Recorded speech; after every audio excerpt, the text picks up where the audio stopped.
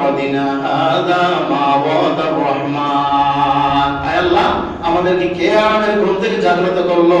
আমরা তো ঘুমায় আছিলাম, আমাদের আফসোস। সুবহানাল্লাহ বলেন। হাযা মা ওয়াদার রহমান ওয়া সাদাকাল মুরসালুন। সুবহানাল্লাহ বলেন।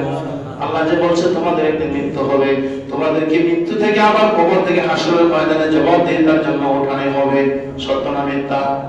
আরে বলেন সত্য না মিথ্যা? ইন্না সাকরাতাল মাউতি হাক্কুন, নিশ্চয় মৃত্যু আমাদের জন্য সত্য।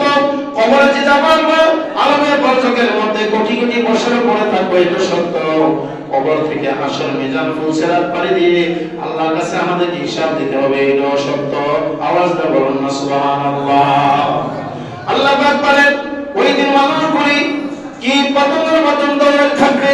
ইসলামের সালাম সিঙ্গাপুর দিবে, মানুষগুলি গর্ত থেকে উঠবে আর পিপিলিকার মতন উঠে আস্তে আস্তে কেউ দৌড়াইয়া কেউ হামাগুড়ি খাইয়া হাসরের ময়দানে উঠবে। সুবহানাল্লাহ বলেন। ওই দিন আল্লাহ হাবিব সাল্লাল্লাহু আলাইহি ওয়াসাল্লাম ফরমান, হাসরের ময়দানে আল্লাহ পাক রব্বুল আলামিন তাদেরকে উঠাইয়া আল্লাহ রাব্বুল আলামিন বলবেন, তোমরা একত্রিত হয়ে যাও। সব মানুষগুলি একত্রিত হয়ে যাবে।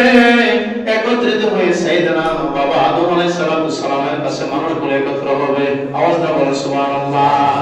আদম আলাইহিস সালামের দ্বারস্থায় বলবে, ইয়া আদম, আপনি আমাদের আদি পিতা, আজ আপনি আমাদের জন্য সুপারিশ করেন। আদম আলাইহিস সালাম বলবে, না না না, আজ আমি কারোর জন্য সুপারিশ করতে পারবো না, আমি আমার হিসাব দিয়ে আমি পেরেশানির মধ্যে আছি। সুবহানাল্লাহ। আদম আলাইহিস সালাম বলবে, তোমার নূহ নবীর কাছে যাও। নূহ নবীর কাছে যখন মানুষগুলি যাবে, নূহ আলাইহিস সালাম ক্রন্দন করবে। নূহ আলাইহিস সালাম আগেও দুনিয়ায় বেশি কাঁদছে, বিদায় ওনার নাম হলো নূহ। নূহ শব্দের অর্থ অধিক ক্রন্দনকারী। নূহ আলাইহিস সালাম বলবে, না, আজ আমি তোমাদেরকে সুপারিশ করতে পারবো না, তোমরা হযরত ইব্রাহিম খলিলুল্লাহর কাছে যাও। সুবহানাল্লাহ বলেন। ইব্রাহিম খলিলুল্লাহর কাছে যখন যাবে, ইব্রাহিম আলাইহিস সালাম বলবে, না, আজ আমি আমার হিসাব দিয়ে আমি পেরেশানির মধ্যে আছি, তোমরা মুসা কালিমুল্লাহর কাছে যাও। মুসা কালিমুল্লাহ আল্লাহর সঙ্গে অধিক কথাবার্তা বলেছে। সুবহানাল্লাহ বলেন।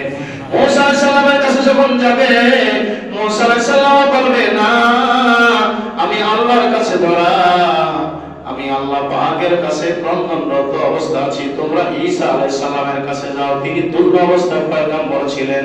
সুবহানাল্লাহ বলেন।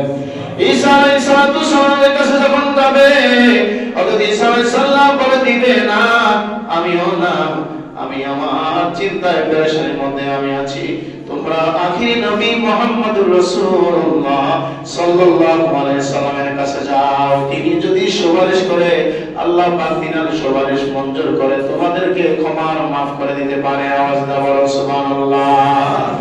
আল্লাহর হাবিব সাল্লাল্লাহু আলাইহি ওয়াসাল্লাম একবার ফুলসিরাতের কোরায় যাবে, একবার মিজানের পাল্লার কাছে যাবে, আর একবার হাসরের ময়দানে যাবে। তিন জায়গায় আমার নবী দৌড়াদৌড়ি করবে।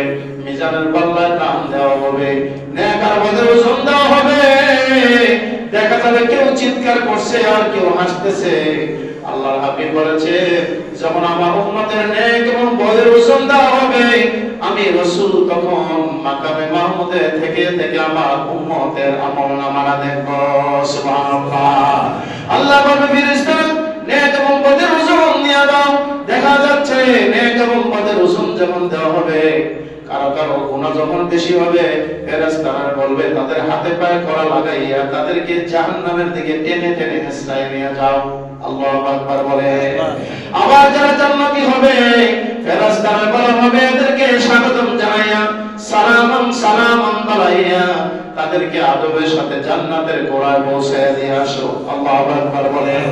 আরেকবার বলা হচ্ছে, ওই ফুলসিরাতের গোড়া জাহান্নামের উপরে টাঙ্গানো হবে।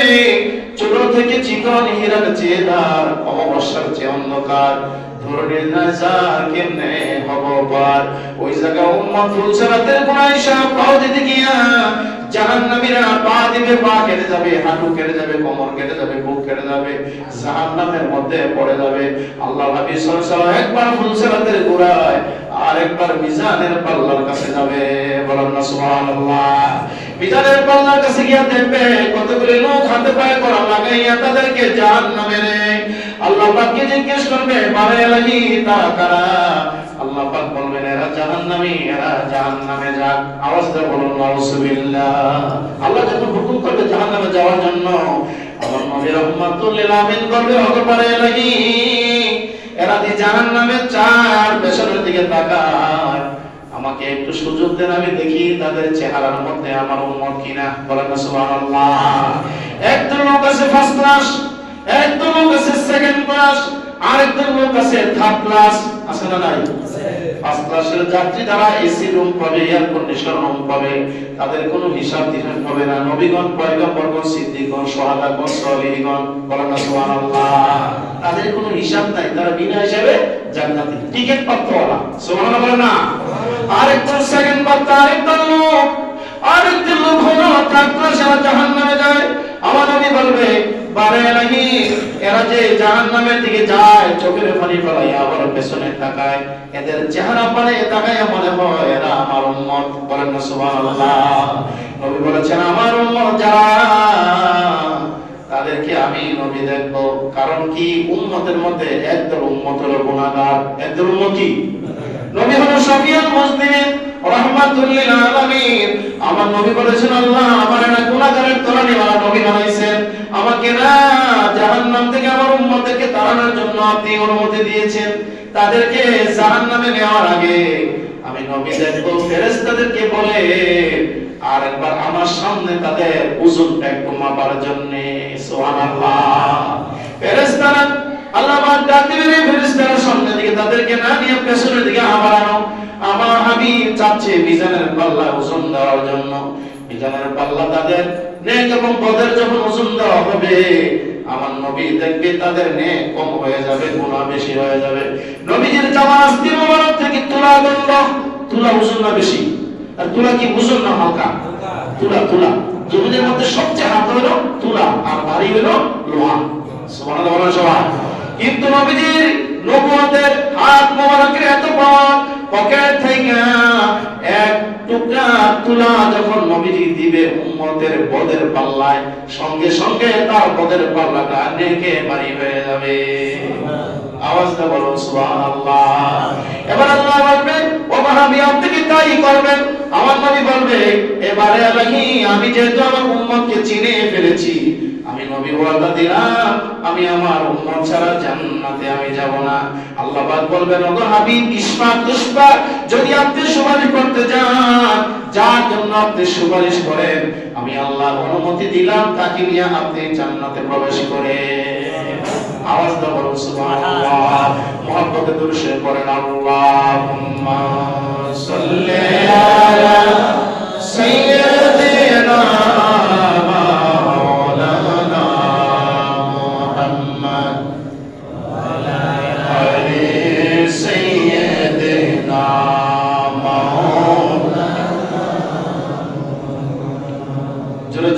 মারহাবা।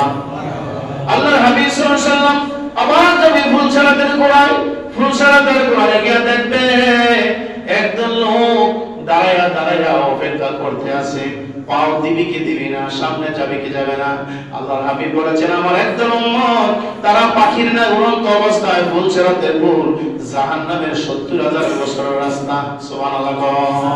ওই জাহান্নামের উপরে ফুলছড়াতে ফুল ৩০,০০০ বছরের ফুল, উঠতে ১০,০০০, মাঝখানে ১০,০০০, আবার নামতে ১০,০০০, কত হলো? ৩০,০০০। আমার নবী ফুলছড়াদের ফুল মেরাজ শরীফের রাতে দেখা আল্লাহর কাছে বলছিল চলো থেকে চিকন গো হীরার চেয়ে ধার, আমার উম্মত গুনাহগার গো কেমনে হবে পার। বলেন আমার উম্মত গুনাহগার গো কেমনে হবে পার। আল্লাহ বলছেন ওগো হাবিব আপনি কান্দিয়েন না, আপনার উম্মত পার হইবে দিতেছি অঙ্গীকার। বলেন সুবহানাল্লাহ। নেকি বান্দা পার হবে সেই পুলের উপর দিয়া,